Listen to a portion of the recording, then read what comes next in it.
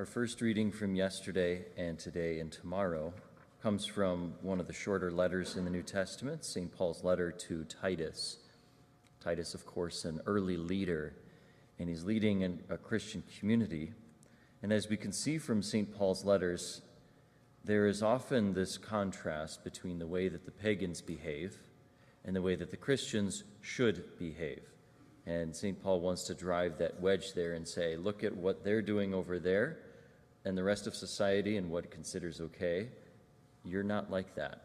You have been called to a new life in Christ, so live differently. And he really brings about an emphasis on the family and community, because remember, it's a smaller community. It's not a whole town. And he says, older men should be temperate, dignified, self-controlled. Similarly, older women should be reverent in their behavior, so on and so forth. To teach what is good so that they may train younger women to love their husbands and children.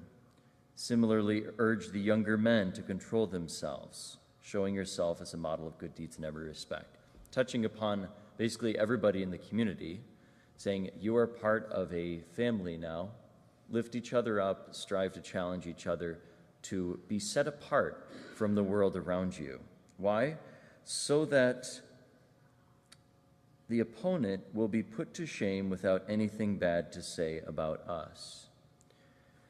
Because Catholicism has been part and parcel of our culture here in the U.S., and even though it's kind of being pushed out and fewer are practicing, it's still part of the culture. And so for a lot of us who were raised in that faith, we could look at fellow Catholics and say, oh, they behave no different from those with no faith.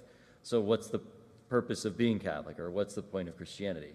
Well, that's a good point. The scandal is that so many Catholics and Christians do not live according to the teachings of Christ and are not really set apart from the culture. And so there's no difference. And we commit the same sins that everyone else does. St. Paul says, you're called by Christ. Be different, so that the opponent will be put to shame without anything bad to say about us.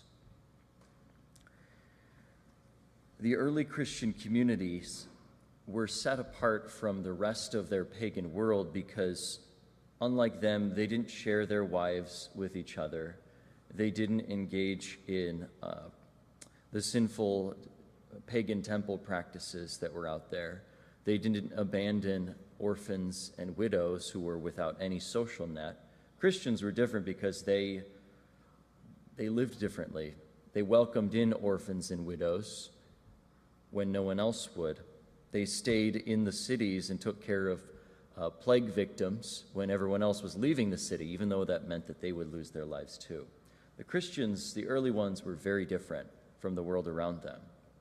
And so this is also a call for us to also be very different from the world around us that is kind of going back to that pagan atmosphere that is reaping the fruits of our Christian culture for the last many hundreds of years, but has left God out of the picture.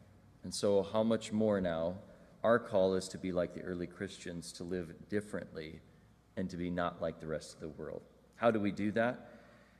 Older men, older women, wives, children, husbands, it's a whole family affair.